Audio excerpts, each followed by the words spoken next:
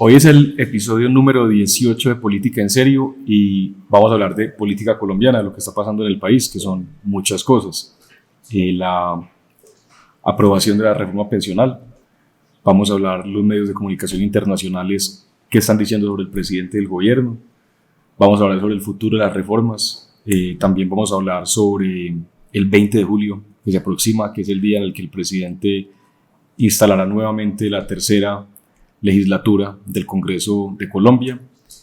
Y al final, como siempre, vamos a hablar de libros. Y hoy estamos con Gregorio Restrepo. Gregorio es un buen amigo de hace muchos años, que además conozco desde que creo que estaba en el colegio. Y Gregorio ha tenido una experiencia política y de servicio público interesante, trabajado en la Cancillería, en el Congreso de la República, en la Presidencia de Colombia, también en el sector privado, en el sector social. Y actualmente es director socio de Panorama Análisis, una firma de consultoría de riesgo país, como dicen los gringos, Political Risk. Y bueno, Grego, bienvenido, gracias por acompañarnos. No, mil gracias. En este es mi primer podcast de la vida. Primer podcast, eso me parece muy emocionante que este sea tu primer podcast. Grego, ¿qué pasó con la aprobación de la reforma pensional? ¿Qué significa eso? Y doy un poquito de contexto para quienes nos están oyendo y viendo también por estas plataformas. Todo indicaba que las reformas del gobierno estaban pasando de moda, que ya no eran prioridad, que el presidente estaba concentrado en su constituyente, que las reformas casi que después del fracaso de la reforma a la salud, pues las iba a dejar ir y se iba a concentrar en la constituyente y en otros temas. Pero vemos que las reformas se están volviendo con fuerza. Anoche fue aprobada la reforma pensional. ¿Y qué significa eso por un lado? Y lo segundo es, ¿por qué en medio de una crisis de gobernabilidad tan evidente, escándalos de corrupción, un presidente que habla de constituyente, un país que ya se está manifestando en las calles masivamente, el Congreso de Colombia, desatiende todas estas acciones políticas de las personas para aprobar una reforma de las más importantes del gobierno? Bueno, yo diría dos cosas para que lo vayamos acá conversando. La primera es que de las tres grandes reformas del gobierno, pues en materia social, que eran salud, pensiones y laboral, esta es la única que 2 años después se aprueba. Las otras dos han tenido estrepitosos fracasos y se ve, pues, o no se ve una luz al final del túnel. Esta estaba enredada, pero la sacaron. Entonces, básicamente es como, aparte pues de una primera luna de miel del presidente, el primer gran triunfo legislativo 2 años después, diría yo. Y ya si quieren, para que hablemos un poquito, y bueno, expliques también desde tu experiencia en el Congreso, yo creo que hay un elemento frente a cómo se dio, y es que estamos grabando hoy sábado, y la reforma se aprobó un viernes a las 8 o 9 de la noche. Sí, faltando 6 días para que se acabara la legislatura, exacto. Porque la legislatura, es el periodo formal, el Congreso sesiona en 4 legislaturas, una por año, y este es el final de la segunda legislatura, faltando 6 días, y aprueban eso a las 8 de la noche, 8 o 9 de la noche. Sí, exactamente. No sé si lo querés comentar, pero básicamente no es usual que el Congreso sesione en viernes, pues partamos de ahí. Eso hablaba de la urgencia que había y creo que pues, de la presión que puso el gobierno, y luego para que ya lo discutamos más en detalle, es la forma como se aprobó, porque el Congreso es bicameral, está en el Senado, esto venía del Senado, pasaba a la Cámara. Se supone que las discusiones son igual de amplias y de completas, y aquí se usó una cosa que es en teoría legal, pero pues no es usual, sobre todo con una reforma tan estructural y que afecta a tantas personas, y es que la Cámara dijo frescos, más bien aprobamos todo lo que dijo el Senado. Pues no es que claro, seguimos elaborando y terminamos de darle forma a esto, sino más bien sabe que dejemos así, lo que dieron esos señores, todo bien, quedémonos con esa versión. Pues en mi experiencia como congresista, a mí no me parece del todo atípico, pues, o raro que una reforma se apruebe, un proyecto de ley importante se apruebe a última hora. Eso pues casi que es un rasgo de la política colombiana o del carácter colombiano. A última hora, sí, lo importante. Y el Congreso se parece mucho al país. Realmente yo creo que el Congreso sí tiene una representa al país no únicamente regionalmente, sino que también representa buena parte del carácter de Colombia. Se ven muchas cosas ahí, curiosamente. Entonces a mí eso no me parece del todo raro. A mí lo que sí me parece atípico, diría dos cosas. Primero, que un gobierno está tan desprestigiado y en un momento tan malo, mal en las encuestas, lleno de escándalos de corrupción, con una creciente oposición cívica en redes sociales, en la calle, marchas en contra, el Congreso apruebe eso. Eso sí me parece raro, eso me parece contraintuitivo. Es donde diría, ahí hay algo de qué hablar.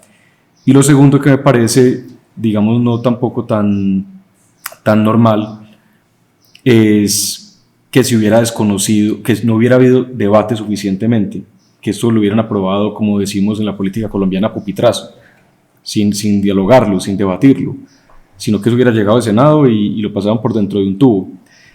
No vamos a entrar en demasiada técnica legislativa, técnica del Congreso, pero ya todos los partidos de oposición ayer dijeron, yo estuve viendo hasta por la noche viendo las intervenciones, todos los congresistas de oposición dijeron, esto lo vamos a demandar ante la Corte Constitucional, porque esto no surtió el trámite que debería surtir. Entonces yo creo que la reforma sí fue aprobada, pero de manera muy vulnerable y entra con una fragilidad gigante. Ahora, esto es una hipótesis que lanzo. Yo no sé si el gobierno también aprueba esas cosas consciente de esas fallas. Y si la decisión de la Corte eventualmente de decir, claro, esta reforma no, pues de hacerle un control control constitucional al trámite de la reforma y decir esta reforma, pues, bueno, ¿cómo se dice en términos sencillos? Pues es constitucional o no. Sí, no es constitucional porque no se surtió el trámite. Eso podría nutrir la narrativa de Petro y el gobierno, decir, acá el establecimiento nos está tumbando todo, no nos están dejando gobernar, nos tienen arrinconados, por eso necesita una constituyente, por eso esto hay que cambiarlo. Pero lanzo esa hipótesis porque me parece que fue aprobada vulgarmente. Y una cosa que es aprobada, digamos, de una manera como tan abrupta, medio vulgar, pero más importante que abrupta y vulgar es medio ilegalmente, pues casi que uno diría, ¿será que lo están haciendo conscientemente para que se las tumben? Pues te dejo ese par de puntos de vista para conversarlo. No, antes yo creo que aclaremos lo de si es legal o ilegal.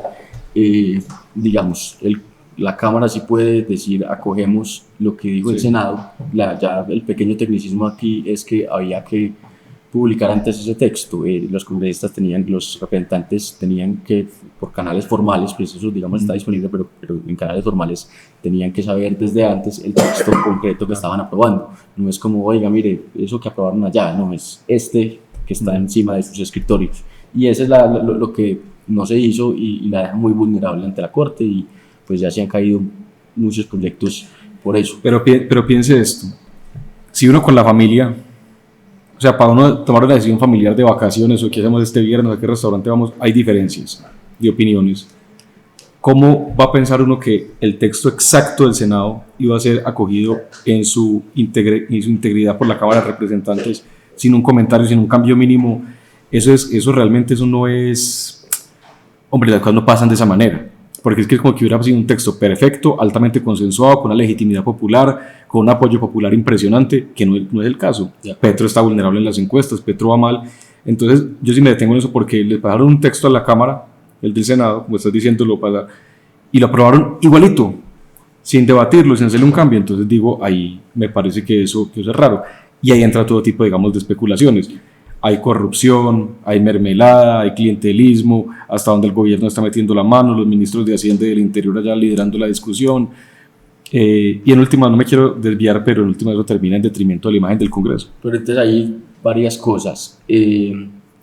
Digamos, el quórum y los números. El número mágico para aprobar el proyecto de ley es 94 votos. No, el quórum son 94, tiene que haber 94 representantes ahí. Tiene que haber 94 personas votando, sí o no, pero tiene que haber 94 personas sentadas. Exacto, y la mayoría tiene que votar sí. En la Cámara de Representantes. Esta es la cifra de la Cámara. Exactamente. Lo que terminó pasando ayer es que, si no estoy mal, fueron 86 que votaron a favor, pero muy poquitos votaron en contra, y la mayoría se salió. Entonces, hay...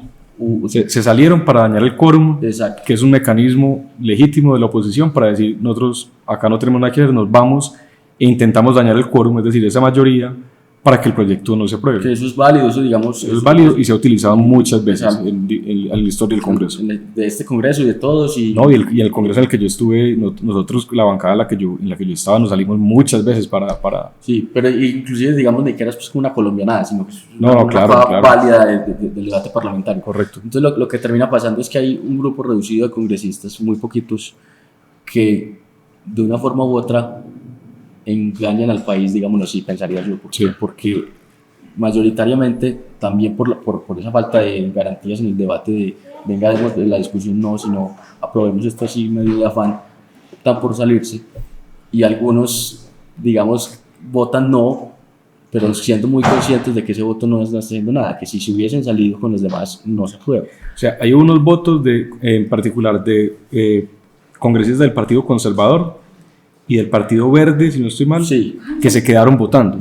Exacto. Y la cuestión es, si ellos se hubieran salido, si no hubieran votado, hubieran dañado el quórum y por lo tanto la reforma se hubiera hundido.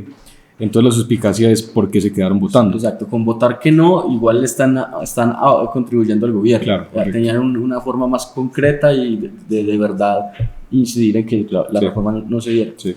Y frente a lo que mencionas de los efectos de esto y de hacerlo de esta forma y eso como le contribuye al gobierno, yo daría dos elementos. Por un lado, sí es la narrativa de que básicamente queda ahí como para mostrar que no nos dejan, lo intentamos, sí. y vean que las cortes están en contra, todo el mundo está en contra, un poco como set up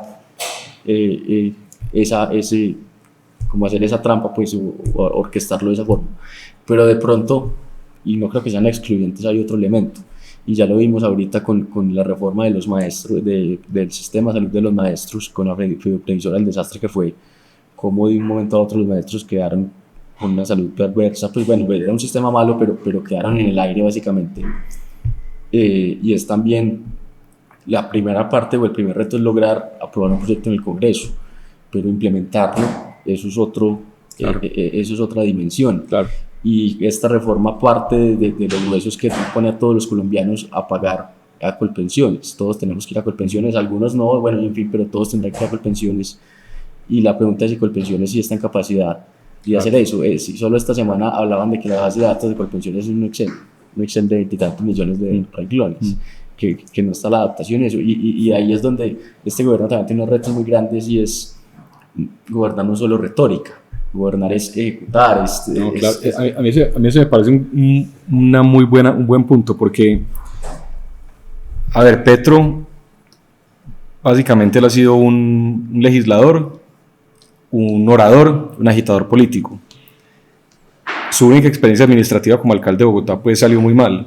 El escándalo de las basuras, de los carrotanques, de la compra de las motos eléctricas, de una ineficiencia administrativa notable. Quiso vender el Grupo Energía de Bogotá. Podríamos estar de acuerdo, críticos y amigos, que Petro no ha sido un gran administrador, ni ha sido reconocido por ser un gran ejecutor de política pública, ni diseñador de política pública, sino porque ha sido un gran orador y un tipo polémico en el Congreso. Y yo creo que en la política hay como dos tipos de perfiles muy claros. Quienes son muy buenos en el legislativo, haciendo control político, hablando, haciendo enmiendas y ajustando las leyes que se proponen en el Congreso, y quienes son, digamos, excelentes administradores públicos. Haciendo que yo lo he dicho aquí en este espacio, es una labor poco brillante, una labor aburrida, y digamos no tiene como ese spotlight de las luces encima del legislador que está hablando y que las noticias lo sacan por la noche, ¿no? El otro está en una oficina con técnicos haciendo cálculos, gestionando y cumpliendo, porque la expectativa es que lo hagan muy bien, no es nada diferente a eso. Entonces Petro, y el carácter del gobierno de Petro y el del gobierno, es el que quiere reformarlo todo, y todo vía legislativa, y todo vía discurso. Sí, grandes fotos y momentos, pero... Y ejecutarlo es otra historia, es otra historia. Entonces me parece que es una buena anotación la que estás haciendo ahí con eso. Ya veremos si el gobierno es capaz, si el Estado tiene esa capacidad de absorber esa cantidad de personas que entraríamos en ese régimen de Colpensiones, y Y yo siento algo adicionalmente, y es que el Congreso ayer actuó en contravía de la opinión pública. Yo no siento que esa fuera una reforma que tuviera, una gran pedagogía, que hubiera sido explicada con la suficiencia a las personas, pues a todos los ciudadanos, y segundo, que las personas realmente quisieran ese cambio. Yo siento que hay, pues, una opinión, muchas personas se han sentido cómodas, nos sentimos cómodas como venían las cosas haciéndolo como lo diríamos haciendo, con régimen privado de aportes al sistema pensional, y nos lo están cambiando a la fuerza. Entonces, no sé, ese asunto de la legitimidad me parece que también está presente aquí, es una opinión, pero yo sí creo que el Congreso le dio. Ahí puse un Twitter, pues, en la cuenta de X mía, diciendo los legisladores sí le están dando la espalda al país en este sentido, porque no siento que el clima de opinión, si se quiere decir así, estuviera a favor de esta reforma, así como tampoco lo estuvo con la reforma de la salud. Yo sé que has dicho que esta es la reforma, digamos, que no es tan perversa como podría ser la de la salud o la de la educación, pero yo sí siento que esta reforma, uno, no fue suficientemente consensuada con el público, y dos, que yo no sé si la gente quería cambiar esto. Entonces, ¿qué sí debo aceptar? El presidente sí puso este asunto en la campaña. O sea, este sí fue un asunto que estuvo presente en el discurso de campaña de manera notable y de manera recurrente. No es que le haya sacado esto del sombrero. En ese sentido, sí otorgo el punto de muchas personas que votaron por Petro esperaban este tipo de reformas.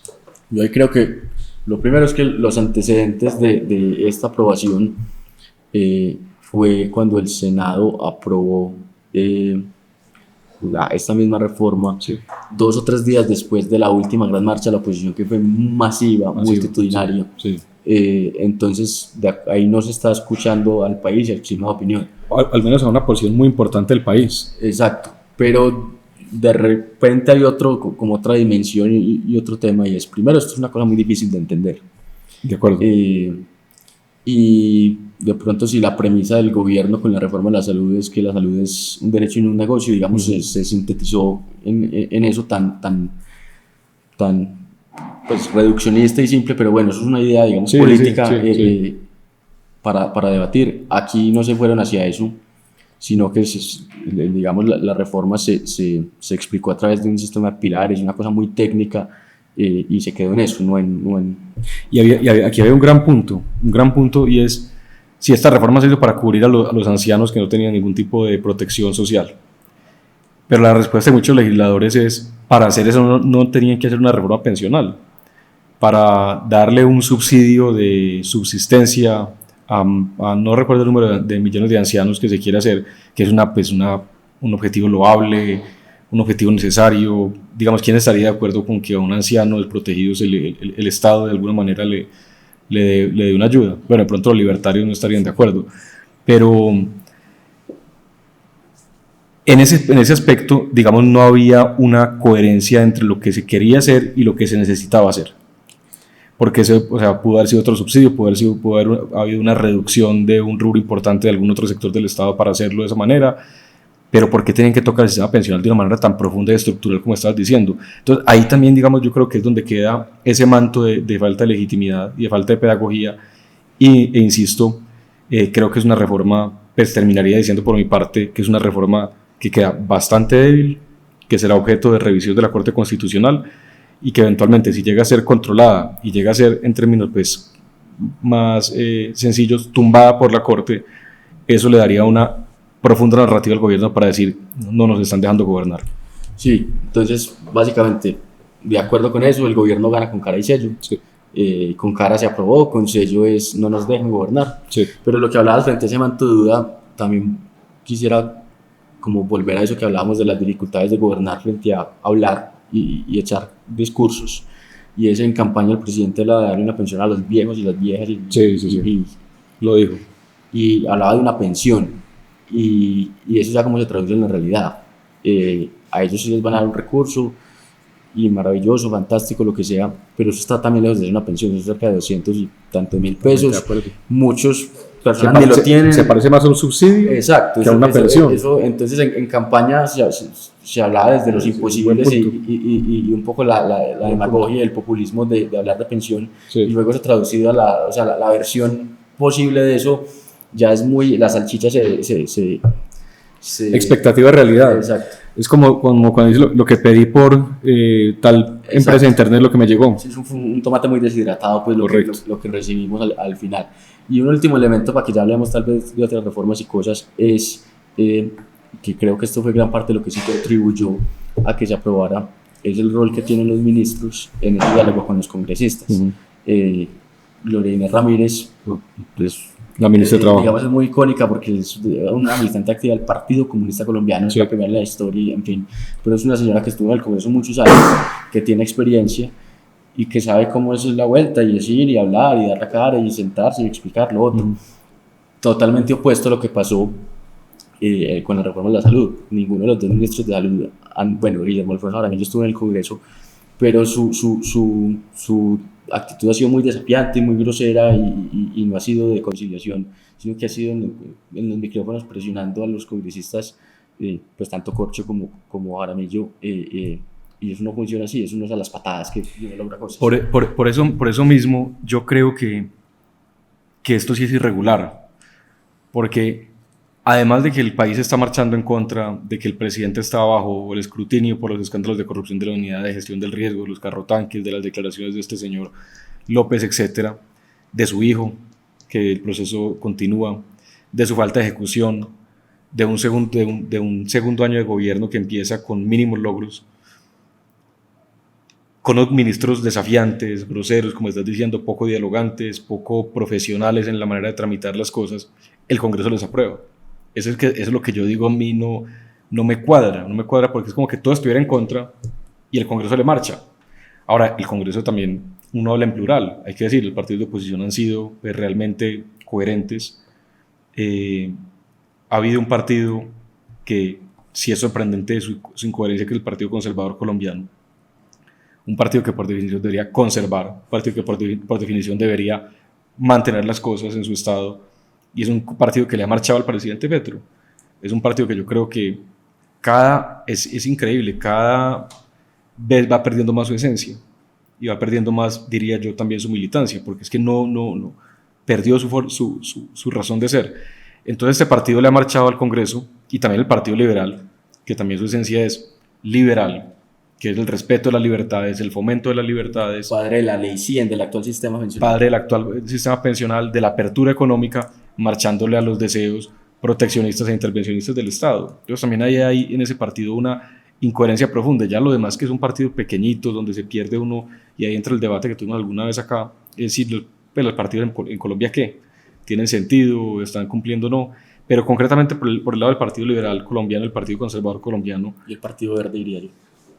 Sí, lo que pasa es que el Partido Verde es donde yo me pierdo, ¿qué es el Partido Verde? Es un partido... Pero también es eso, no han sentado esas posiciones en el Senado, pues hay muchas libertades, uno puede ser verde petrista, verde antipetrista, puede ser verde de todo, sí. También se empieza a difuminar mucho todo, pero eso, para finalizar ahí, volvería a los números un poco, y es normal que la bancada del gobierno voten a favor, pues ahí no hay nada extraño, los opositores o votan en contra o se salen, pero esto se termina reduciendo a un número muy concreto y específico de congresistas, donde hay un manto de duda.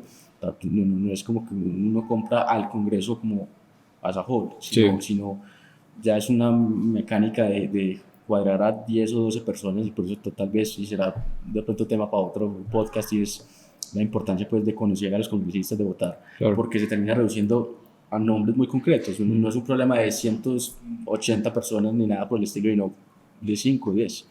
Una pregunta con esto. Estamos a 2 años de elecciones del Congreso. El otro año, el 2025, va a ser un año electoral. Ya vamos a ver candidaturas, vamos a ver los partidos con que salen.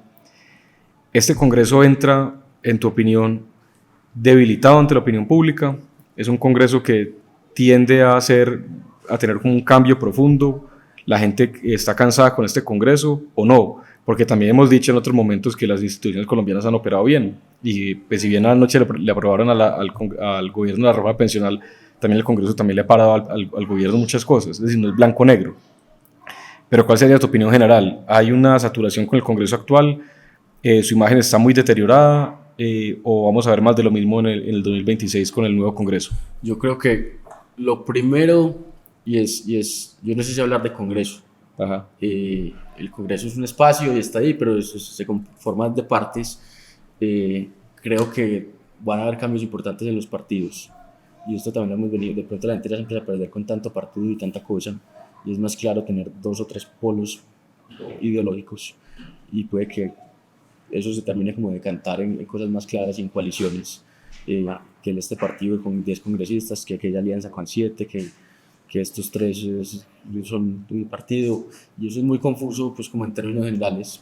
Pero lo otro es, yo creo que también con esto de Olmedo y lo otro,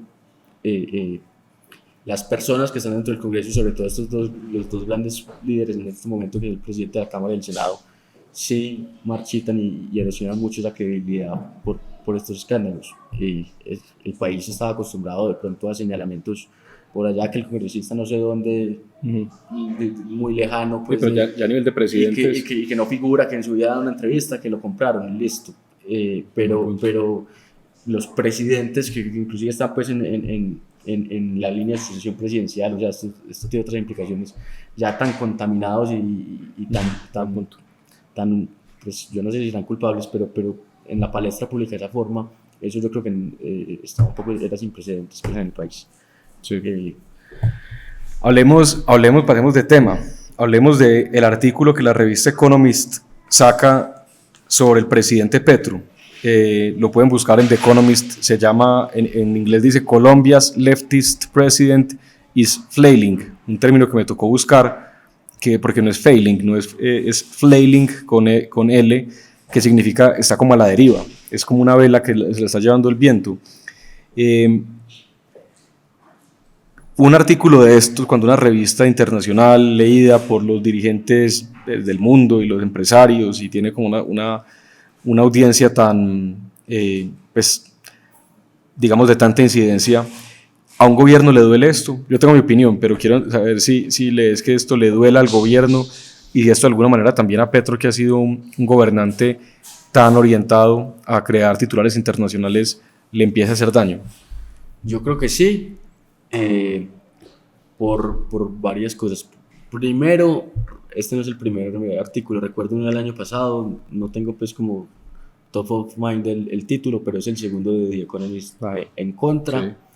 Sí. Y The Economist es una revista que creo que pues con una publicación, bueno, semanal, pero no creo que al año hable más de 10 veces de Colombia. No, para nada. Entonces sí es muy diciente. Sobre todo con un presidente que ha buscado legitimarse en escenarios internacionales. Básicamente, si en este momento su auditorio y su estrategia y todo pasa por ejemplo, el Consejo de Seguridad de la ONU, pues estos son los lectores de The Economist. No son sus bases. Pero es la manera como el Consejo de Seguridad de la ONU se entera más o menos de lo que está pasando en Colombia. Exacto. Términos... Es uno de los 5 o 6 elementos, 3 o 4 conversaciones, claro. Pero ese es uno. Entonces le afecta muchísimo, sin duda. Un presidente que también ha viajado mucho y se la ha pasado desde foro en foro, de Davos al Cairo, al uno al otro, y también a quienes les habla a los lectores de The Economist pues, en esos escenarios. Y es una revista liberal, o sea, también es importante hacer la claridad que no es una revista conservadora ni derecha, no, es una revista liberal que incluso a veces tiende a tener una línea editorial, digamos, más socialista. Políticamente, económicamente, pues obviamente son muy liberales, pero pues quiero hacer énfasis en que no es una revista conservadora ni de cerca. Sí, no es pues una editorial del Partido Republicano, ni mucho menos. Ya frente al contenido, ¿qué opinaste? Pues no, yo estoy de acuerdo que sí le hace daño y creo que los presidentes atienden lo que los medios internacionales dicen, sobre todo los prestigiosos. Creo que a un presidente sí le importa eso. 2, me llama la atención es que Petro, que siempre descalifica a los medios de comunicación, pues a los tradicionales en Colombia, cuando lo critican aquí se quede callado, hasta ahora por lo menos.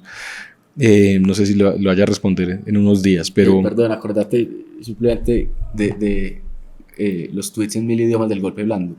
Claro. Yo creo que ningún presidente había pues tuiteado en árabe. Claro. Entonces, de verdad él sí le habla a ese auditorio. no sé si está preparando una respuesta en francés, que es su idioma o qué, pero... Sí, en francés o en árabe también, ya que le habla tanto a Hamas, por ejemplo. No sé si lo vaya a hacer, pero entonces uno creo que sí le duele. Ahora, para mí el mensaje central de The Economist y lo que yo pensaría que a nivel internacional se empieza como a ventilar o a saber de Colombia en términos muy macro, porque estoy de acuerdo que Colombia no es ese país donde haya un gran interés, pues no es Ucrania, o tampoco, curiosamente, es Argentina, con el fenómeno Milei, que incluso ahorita estuvo en el G7, Milei invitado. O sea, Milei sí es un presidente que logró un posicionamiento internacional muy rápido y muy evidente. Petro creo que también podría tener esa frustración. Pero bueno, ya hablemos de eso en un momento, Petro Milei. Pero el mensaje que se está llegando a nivel, digamos, al escenario internacional es: el primer presidente de izquierda de Colombia está fracasando. Colombia por primera vez elige un presidente abiertamente de izquierda, militante, y no está dando resultados. Y ese prestigio, por así decirlo, o esa reputación mejor es un gobierno incapaz, es un gobierno radical, y es un gobierno, el artículo termina diciendo más pragmatismo, menos radicalismo. Yo creo que ese es el titular y eso es lo que está diciendo. Es un gobierno radical, un gobierno que no ha sido capaz de gobernar, un gobierno que no ha sido capaz de inspirar, un gobierno que no ha sido capaz de unir al país, y es un proyecto político de izquierda que está fallando. Entonces creo que eso sí le duele a un gobernante que además tiene como esas grandes aspiraciones de ser un líder global. Yo coincido con que está fracasando, con que se ha tornado muy agresivo y eso le ha impedido alcanzar esos acuerdos. El artículo creo que le dedica sus buenos párrafos en detalle a las reformas, al Congreso, como a ese escenario, pero sí me parece que a el artículo le falta algo, y es que no menciona a la constituyente por ningún lado.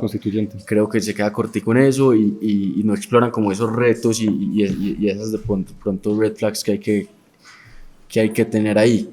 Siguen viendo un presidente muy institucional donde sus retos se agotan en el Congreso en sí mismo, cuando este presidente lleva desde el 12 de marzo que habló en Cali, y con la primera línea lleva impulsando y creando como otros caminos, haciéndose un camino diferente, ya que en el Congreso pues le ha sido más difícil. No lo vi por ningún lado y sí me pareció muy extraño. Atemos eso de la constituyente con el 20 de julio. Es un día importante para el país político, probablemente el día más significativo, que es la instalación del Congreso de la legislatura, como expliqué, esa tercera legislatura, el tercer año del Congreso, el tercer año también del presidente Petro, el día donde el presidente de la República va al Congreso, que es el único día del año donde él va con su gabinete y le habla al Congreso y le habla al país. Hace un balance de su gobierno. En Estados Unidos hay una tradición, a mí me encanta, y creo que las tradiciones políticas gringas pues son, no sé, creo que enaltecen la democracia, que es el State of the Union, y es el día que el presidente anualmente va al Congreso, se dirige, y como lo dice el nombre, hace un recuento del estado del país, el estado de las cosas. Lo acompaña además ese día la Corte Suprema de Justicia, lo que llaman el alto mando militar, los congresistas, y es una tradición. Lo más parecido en Colombia es el 20 de julio. No lo acompañan las Cortes, no lo acompaña el alto mando militar, pero sí se dirige al Congreso y se dirige al país. Entonces, ¿qué podría pasar este día? De acuerdo a lo que estamos viendo, hubo un gran rumor, que de hecho la Casa de Nariño lo tuvo que desmentir oficialmente, y es que el presidente no iba a atender ese día al Congreso, que lo iba a desconocer, o que ese día iba a estar en otra agenda, que si no estoy mal va a haber un cabildo abierto en la Universidad Nacional o en otras partes. Pero el presidente, ¿cómo crees que ese día va a hacer un balance de las cosas? ¿Cuál es el mensaje que le va a dar al país y al país político? ¿Le queda más o menos al presidente en términos prácticos de gobierno que puede hacer? Pues yo diría menos de la mitad, porque los últimos... Hasta la campaña. Sí, hasta la campaña. Yo pensaría, sin querer ser exagerado, que le queda un año para hacer cosas, realmente. Largo, sí. 1 año y 3 meses para hacer cosas.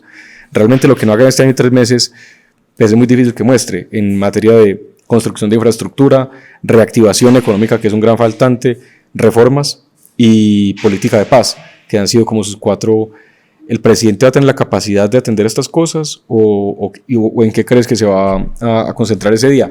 Y también, pues, no es especulativo, porque la Casa de Nariño, repito, tuvo que salir a desmentir eso. ¿Hay una posibilidad de que el presidente no vaya el 20 de julio al Congreso? ¿Hay una posibilidad de que el presidente desconozca el Congreso? ¿Cómo lo ves? Voy a arrancar por la última. No tengo ni idea, digamos, con leer al presidente es muy difícil. Sí. Pero lo que sí es importante es que el Congreso se reúne por derecho propio, que algunos habían dicho que si Petro no iba, pues no había Congreso, sí habría. Yo creo que desde esos símbolos de cómo es, y a mí me gusta y me parece muy bonito el de Colombia porque no es la copia del State of the Union, se asemeja, sí. pero aquí también hay unas tradiciones profundas. Los congresistas hay que conformar una comisión que va, atraviesa la plaza de armas, lo invita formalmente al presidente, el presidente pasa, bueno, en fin. Llega por invitación. Exacto. No por derecho propio, no por invitación. Exactamente. Yo creo que pues todo esto es una coreografía y un simbolismo muy institucional, sí. Que los presidentes usualmente han usado en dos vías, pues dar un recuento, pues defender su gestión, pero es de persuadir al Congreso de grandes cosas. Y yo creo que el presidente ya no está en la tónica de persuadir al Congreso de eso. Él irá o a culparlos, pues, y un poco acusarlos de los últimos 2 años de pobreza y barbarie y todo, o puede que vaya, pero no les termine hablando al Congreso, sino a su base. Pero creo que lo diferente es que no va a ser un discurso para persuadir al Congreso de que lo acompañe en su agenda, sino para otras cosas. Yo veo en Petro un gobernante disruptivo, que no hace las cosas de la manera tradicional. Y este tercer año sí puede ser el año en donde yo creo que veamos dos caminos. O el camino institucional, seguimos más o menos en lo mismo, se presentan reformas, algunas pasan, otras no pasan, la Corte Constitucional se controla unas cosas, como ese tira-y-afloje que no es del todo, digamos, caótico. Finalmente hay un orden democrático en eso. O ese es un camino, o vamos por un año más de lo que hemos visto estos 2 años de sí, tires y aflojes, declaraciones, grandilocuencia política, o vamos ya a ver un radicalismo real. A mí no me parece del todo descabellado que el presidente ese día trate de desconocer el Congreso, no me parece del todo descabellado. No me parece del todo descabellado que el presidente ese día se concentre en sus cabildos abiertos, de ahí el énfasis que él y el gobierno, digamos, imprimieron en la elección del nuevo rector de la Universidad Nacional, porque la Universidad Nacional sería eventualmente ese lugar, la génesis, y ese lugar donde se congregue esos cabildos abiertos. Digamos como que eso ya se ha dicho, no es que estemos especulando, o sea, lo han dicho. Y no me parecería raro que el presidente, digamos, hiciera una cosa intermedia, dándole más importancia o reconocimiento a lo que él llama, pues, lo que él llama el poder constituyente, a la gente organizada. Entonces me parece que ese día podría haber un poco de ambos, podría haber una atención grande a ese poder constituyente que él dice que es la gente organizada alrededor de cambiar las cosas y atender al Congreso, porque también lo de la aprobación de la reforma pensional, en un sentido es bueno porque él también se le quita esa narrativa es que el Congreso no me dejó gobernar. El Congreso sí le ha marchado y él ha logrado digamos, logros importantes en el Congreso, pero sí veo un presidente del que se puede esperar algo extrainstitucional ese día, y bueno, va a ser un día muy interesante de ver, pues ese día seguramente lo vamos a comentar aquí en Política en Serio, pero puede ser un año en donde ya arranque un radicalismo mayor, terminaría diciendo, en medio del fracaso de la paz total, en medio de las reformas ya no tanto, pero sí de la ejecución de política pública y dejar algo tangible para el país. Petro no va a dejar infraestructura, Petro no va a dejar el país pacificado, lo veo altamente improbable. Petro no va a dejar tampoco una potencia mundial de la vida en materia de conservación y en materia, digamos, de política ambiental, tampoco lo veo de esa manera. Entonces creo, claro que él, como cualquier otro presidente, quiere un legado concreto. La pregunta es ¿cuál va a ser? ¿Cuál va a ser ese legado? Y creo que ese legado se empieza a ver el 20 de julio de este año. Yo, digamos, descarto que sea un discurso relativamente institucional, ese primer escenario lo descarto. Creo que él va a ir y logra dos cosas, y aquí hay que saberlo leer como en varias capas. Y efectivamente uno se puede quedar con el titular de que sí fue al Congreso y lo atendió, y entonces lo respetó.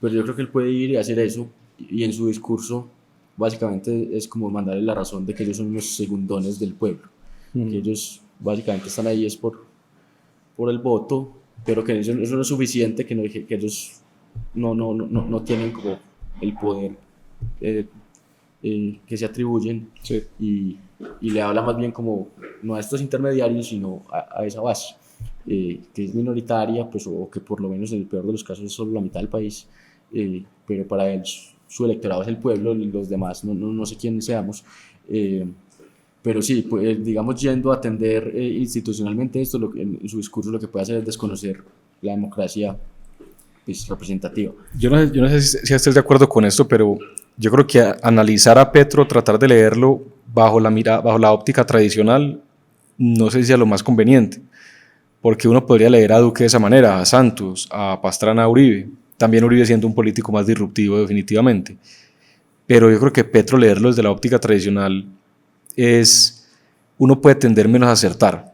De acuerdo, pero por eso te digo que no es suficiente con el titular de que sí asistió, de que fue. ¿Qué dijo? Porque cualquier presidente va y está y es dentro del marco institucional. Él puede ir y aún así allá adentro mandar unos mensajes muy confusos y peligrosos. Propongo para cerrar, antes de hablar del libro del que hablamos en cada episodio de Política en Serio, hagamos gabinetología. El presidente ya dijo que va a hacer cambios de gabinete para este tercer año, lo cual ahí sí es natural, presidente que ya entra en su última recta con cambios de los jugadores que toman las decisiones. Juguemos a la gabinetología, responsablemente, pues con indicios de políticos. ¿Qué podría pasar? Te voy a dejar ese chicharrón inicialmente, para yo después decir algo. A ver, que yo no estaba preparado para esto, pero no. Lo primero es, hace 15 días había me gustó un perfil bueno en El País sobre los 5 ministros originales, que de entrada no llevamos ni 2 años y solo quedan 5 originales. Este ha sido un gobierno que ha tenido unos cambios pues muy grandes, no solo por lo temprano, sino porque han habido ministerios donde ya van incluso más de 2 ministros. Solo quedan 5 originales, que son empleo, medio ambiente, defensa, vivienda y justicia. Donde empleo pues le ha dado resultados y es una persona, no de su corazón, pero sí de su corriente ideológica. Trabajo. Exacto, sí. Trabajo. Medio ambiente es una persona pues de toda su confianza. Susana Muhammad pues lo ha acompañado durante muchos años, fue su secretaria de Hábitat y en fin. Sí. Defensa, por ahí le escuchaba a alguien que básicamente él no confía en nadie más para ese cargo. Sí. Entonces pues ahí estará. Pero hay 2 que son originales pero no son de sus entrañas, es Catalina Velasco en vivienda y Néstor Osuna en justicia. Señalaría esos porque ya no representan esta nueva fase del gobierno. ¿Esos podrían salir? Yo pensaría que sí, porque representan no representan el gobierno del pueblo y de la constituyente y del constituyente primario. Representan el primer gobierno del acuerdo nacional conciliador. Néstor Osuna ha sabido tal vez interpretar al presidente. Sí. Puede, pero por ejemplo con Catalina Velasco sí ha habido como unos regaños en público y ella mal que bien es tecnócrata, diría yo, y ese ya no es el sabor actual del gabinete.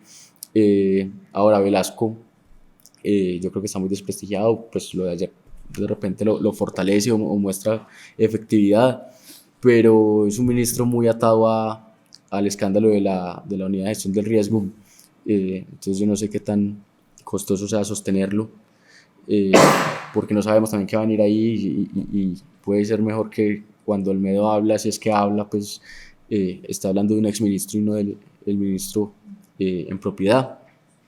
No sé qué más ministros ves vos. No, yo me parece una buena lectura, no lo había pensado así como de los 5 originales. Yo creo que hay un ministro que ha sido muy opaco y que digamos representa ese sector, un sector político que el petrismo definitivamente rechaza, que es Mauricio Liscano, el ministro de las tecnologías y comunicaciones, un ministro que no ha brillado, un ministro que yo tampoco creo que sea pues de esa línea petrista radical, no lo veo ahí. Entonces creo que si es un gobierno que se va a radicalizar, querrá ahí sí coincido, digamos, sacar a las personas que no hagan parte de ese radicalismo ideológico. A Susana Muhammad en ese sentido no creo que la cambien porque al contrario es una de los grandes alfiles del presidente, ideológicamente, personalmente, y de hecho pues por ahí sale como una eventual precandidata presidencial. A mí lo de Iván Velázquez, el ministro de Defensa, sí podría haber un cambio en ese aspecto, coincidiendo con que el presidente ha dicho que confía mucho en él, porque la situación de seguridad del país sí es a todas luces insostenible. El deterioro, los ataques de las disidencias y del ELN en casos urbanos ya del país es demasiado evidente. Yo creo que ese podría ser el segundo gran titular internacional, lo que para Colombia sería demasiado negativo, que Colombia otra vez empieza a adquirir esa reputación de país peligroso. Y porque la lucha contra el narcotráfico pues tampoco ha sido un gobierno de grandes resultados en ese sentido. Es que no grandes resultados porque no ha tenido esa gran intención de luchar contra el narcotráfico. Entonces, el segundo punto es que si el país empeora en seguridad y sigue empeorando en seguridad, y sea elecciones normales, que también creo que hay un signo de interrogación grande alrededor de eso por la inestabilidad que ha generado este asunto de la constituyente, si la seguridad deteriora, el país sí tendría la tendencia de elegir algo contrario a la izquierda. Y yo creo que Petro si es pragmático, atenderá la situación de seguridad en esta segunda parte de su mandato, porque si no sabe que le entrega en bandeja de plata a la oposición de la presidencia, insisto, si hay elecciones. Entonces sí veo un cambio con Iván Velázquez, teniéndolo dentro del gabinete de alguna otra manera o teniéndolo muy cerca, no digo que lo aleje, pero sí creo que la seguridad sería un cambio en este gobierno, en esta segunda parte del gobierno, y sacarían a los políticos más tradicionales, a Mauricio Liscano, y bueno, y me parece interesante lo de vivienda. Me llama la atención, ha brillado por su ausencia, no únicamente en figuración, sino en el discurso, el asunto sobre la infraestructura en el país. La ministra de Vivienda ha sido una ministra gris completamente, una ministra fantasma, y el director de la ANI y los encargados de la infraestructura del país, de Invías, tampoco han estado presentes en nada durante estos 2 años. Entonces también podría haber cambios no únicamente a nivel de gabinete, sino también a nivel de direcciones. Yo ahí sobre defensa veo mucho wishful thinking tuyo. Ojalá, pues la situación del país es crítica en materia de seguridad, sí. pero yo creo que eso le contribuye a lo que hablábamos ahorita. No se le puede leer en términos normales, y entonces un país que no logra consolidar pues el monopolio de la fuerza en el territorio, y un país que no logra como terminar de engranar, también le sirve a la necesidad de una constituyente, y venga que nosotros no hacemos clic del todo, hay que rebarajar. Las piezas no están en orden, y si no cambiamos las reglas del juego no se van a poner en orden. Entonces tiene que haber paz, no seguridad. O sea, que va a insistir en la seguridad, que va a insistir, perdón, en la paz. Sí, pero okay. Porque la paz de nuevo, entonces lo que hablábamos de los retos de gobernar. Pero una interrupción ahí. Yo sí veo a un Petro desencantado en la negociación de paz. Él de hecho se ha referido de manera despectiva a los comandantes de estas guerrillas. Dice, esos son los comandantes viejos, gordos, que ya no tienen, que se volvieron traquetos. Que se volvieron traquetos, exactamente, que se han vuelto traquetos. Entonces yo le veo un desencanto. Yo obviamente veo que el presidente, como cualquier presidente, lee las encuestas de opinión, dice el problema de seguridad acá se nos creció y la opinión pública está rechazando eso. Entonces obviamente yo como persona, como ciudadano de este país, claro que tengo ganas de que eso cambie, pero también veo una lectura política de conveniencia y de pragmatismo de que lo tenga que cambiar, y veo una negociación de paz que lo ha dicho desde el santismo más puro, negociador de la paz, he dicho, aquí esto no va para ningún lado, esto está mal diseñado, esto está mal ejecutado, esto está mal concebido, hasta las personas de oposición más duras, digamos, pro seguridad, que han dicho, esa política va a fracasar y está fracasando. Entonces un presidente pragmático dice, yo aquí definitivamente tengo que haber cambios, y si no, insisto, le entrego en bandeja de plata a la oposición el discurso estos 2 años y la presidencia eventualmente. Insisto por tercera vez, si llega a haber elecciones. Lo que pasa, hablando de lo que decíamos ahora de las dificultades de gobernar, de ejecutar, a él le cuesta mucho eso, y la seguridad es eso, es gestión, es hacer, y paz, pues usted la puede hacer mejor o peor, hecha lo que todo sea, pero eso sigue siendo el campo de la retórica, de la discusión, del diálogo. Eso son 20 personas en un salón y lleve y traiga ideas, y la seguridad no es lleve y traiga ideas, sino que implemente y ejecute, y tiene componentes, digamos, más gerenciales y logísticos y complejos. Y una cosa muy importantísima, de presupuesto. Exacto. O sea, la seguridad es plata. Sí, es gasolina, negociar es barato. Es armas, es producción de armamento, es inteligencia, es comida. Bueno, el asunto de las raciones de los fuerzas militares ha sido muy generoso, pero sí es un asunto, digamos, profundamente administrativo. De acuerdo, y lo que mencionabas de transporte y lo que decíamos de lo que pedí por Amazon y lo que me llegó de la pensional, implementar y hacer es muy difícil. Él no tiene eso, y yo creo que él tiene un sesgo natural hacia mantenerse en su terreno de la retórica, que es lo que domina, lo que sabe, y a cada argumento le puede sacar 1000 interpretaciones y cosas, y él se va por ahí en vez de detenerse a gerenciar. Grego, esto estuvo muy bueno. Esto estuvo muy bueno, este diálogo. Hoy en Política en Serio hablamos entonces qué va a pasar después del 20 de julio, y el 20 de julio hablamos sobre los medios de comunicación internacionales y la manera como están cubriendo al gobierno, y ese titular que se lanza ya a nivel internacional es un gobierno de izquierda que está fracasando. Hablamos del eventual cambio de gabinete para el tercer año del presidente de la República, y hablamos de por qué el Congreso de la República aprobó la reforma pensional. Ese es el resumen de Política en Serio hoy. Cuando llegaste, te pedí que fuéramos a la biblioteca y que escogieras un libro del que quisieras que habláramos, que hubiéramos leído los dos, y escogiste ¿Por qué fracasa Colombia?, Enrique Serrano. Entonces voy a dejar que hagas el cierre diciendo por qué fracasa Colombia, del autor Enrique Serrano. Es un libro que recomendamos aquí en Política en Serio. Y muchas gracias, Grego, por acompañarnos hoy. Por la invitación. Espero que haya sido un buen primer podcast. Sí, fue un gran primer podcast. Creí que iba a ser más difícil. No, mentiras, pero yo este libro lo había leído por ahí en el 2016. No lo tengo tan fresco. No, de verdad estaba improvisado. Pero recuerdo varias ideas. El libro es muy cronológico desde la conversión de los moros en España. Como creo que de este libro me quedó un dato, y es el descubrimiento de bocas de ceniza en 1504-1506, que es la desembocadura del río Magdalena, y cómo cerca de 30 años después ya Honda existía, y cómo el Magdalena es pues esa arteria de Colombia. Pero básicamente yo creo que es una buena explicación de por qué nosotros estamos en las montañas. Eso es excelente. Buenísimo. Nosotros veníamos y creo que hay otro elemento ahí, es que nosotros somos pacíficos. Hemos vivido en una guerra y todo, pero eso es un tema de los últimos 50 años. Pues esto no es un país violento y un país de ideas, y han habido guerras civiles y cosas, pero el colombiano no es pues como salvajes, que de pronto hay esa narrativa pues de que somos violentos inherentemente. Yo no creo esto. Aquí lo dice Enrique Serrano.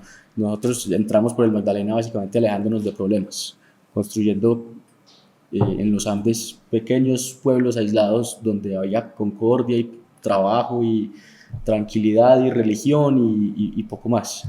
No había conexión con el mundo, no había ambición, era laboriosidad y ganas de no molestar a nadie. Yo creo que esa es como la idea central. No sé qué más te acordás del libro. No, yo coincido en que es un gran libro, un gran descubrimiento. Mis titulares del libro son, bueno, Enrique Serrano es un muy buen autor, escribe muy bien, es un autor agradable de leer, que para mí siempre es un elemento importante, y es alguien que sea claro en el lenguaje, que sea fluido, que no tenga grandes pretensiones como intelectuales, sino que quiere transmitir una idea. Él arranca diciendo, esto está en la, ¿cómo se llama esto? La contracubierta, creo que podría ser. Ahora, comillas, partiré de la afirmación de que las raíces de la Colombia de hoy no empezaron en 1810, ni en 1819, ni con Bolívar, Santander o Nariño. A mí esa me parece una idea central del libro, y es uno del colegio Historia de Colombia, la guerra de la independencia de Colombia, Bolívar, Santander, Nariño, Policarpa, el sabio Caldas, etc. Serrano dice, venga, miremos el país antes, cómo llegamos por bocas de ceniza. qué significó la conversión de los moros en España, qué significó la expulsión de los judíos de España. Eso me pareció fascinante y coincido completamente que cada vez que tomo un avión, especialmente aquí en Antioquia, y veo un pueblo en los filos de las montañas, y pues en los filos algunos y otros por allá metidos, veo a Bejorral o veo a Santa Bárbara, que es la tierra de buena parte de mi mamá, de algunos de mis tíos, veo a esos pueblos del suroeste. Pienso siempre en por qué fracasa Colombia y por qué se explica que hayamos construido una cultura y una nación alejada del mundo en las montañas, sobre todo esta cultura antioqueña especialmente, y con un gran antepasado judío. También me quedo con eso de por qué fracasa Colombia. Debo decirlo, como casi siempre lo digo, es un pésimo título. Creo que es un título comercial que la editorial puso para atraer a las personas. Me encantó cuando lo vi en las estanterías de Carulla. Me encantaba ver buena literatura así como de manera tan accesible, contrario a la idea de que eso es como un símbolo de desprestigio intelectual o literario. Yo lo veo como algo, por lo contrario, lo veo muy bueno, que una persona vaya pagando, no sé, el arroz y los frijoles y el mercado, y vea un buen libro que pueda pagar ahí en la caja registradora. Me encanta cuando eso pasa. Es un muy buen libro, realmente lo recomiendo. Y hay ¿Por qué fracasa Colombia? Y luego una segunda parte. Yo no lo leí, pero sí. Es muy buena también. No, de acuerdo. Recuerdo que cuando conversamos este libro hace unos 8 años, hablábamos también pues como del título. Básicamente es un gran libro, pero no vayan a pensar que ahí está la respuesta a la pregunta pues del título. Nada, tiene que ver. Y creo que esa idea también de que los colombianos somos esos españoles anteriores, también la retoma Mauricio García en El País de las Emociones Tristes, que no sé si ya lo has mencionado aquí, de que he mencionado El Orden de la Libertad, que soy muy elogioso de ese libro. Es hermoso, pero en El País de las Emociones Tristes él habla de que nosotros quedamos en el siglo de oro español de la poesía y la retórica, y esos somos los colombianos, los romanticones, que no llegamos a la revolución industrial, y un poco el presidente también, creo que está ahí. Algún día Luis Carlos me acuerda de invitar a Enrique Serrano, que sería un honor tenerlo acá conversando en este podcast sobre estos libros. Pero yo una vez le pregunté una cosa a Enrique Serrano, cierro con esta anécdota, porque he hablado con él de estos libros y lo he buscado, muy amable Enrique, y le dije, hombre, ¿cómo leer bien el carácter colombiano? O sea, ¿cómo entenderlo? Y me dio como un tip muy práctico, y me dijo, párale muchas bolas a los viejos, especialmente a los viejos en los pueblos. Como los viejos, los mayores, las personas mayores de 90 años. Los viejos y las viejas. Los viejos y las viejas, los viejos y las viejas claro. Párale bolas a la manera como hablan, a los temas de los que hablan, a los modismos. Y pienso mucho en una de nuestras abuelas, Carlina Jaramillo, que me siento hablando como con uno de esos personajes de Serrano. Esos que todavía dicen Ave María Purísima, esos que tienen todavía unas costumbres, los que cuelgan todavía el Sagrado Corazón en el comedor. Mis abuelas, por ejemplo, en la finca familiar había ¿cómo se llama? Donde se lavan las manos, un lavamanos. Una guamanila. Sí, como parece una guamanil que está puesto en la sala, no está puesto dentro del baño, que como esos detalles de nuestro antepasado judío, muy presentes. Eso lo logré gracias a Enrique Serrano.